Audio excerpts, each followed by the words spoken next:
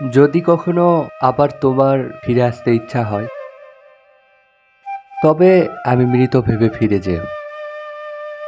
কারণ এত কিছুর পরে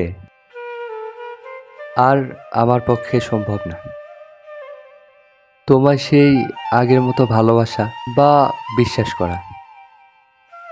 আমি কিভাবে মেনে নিব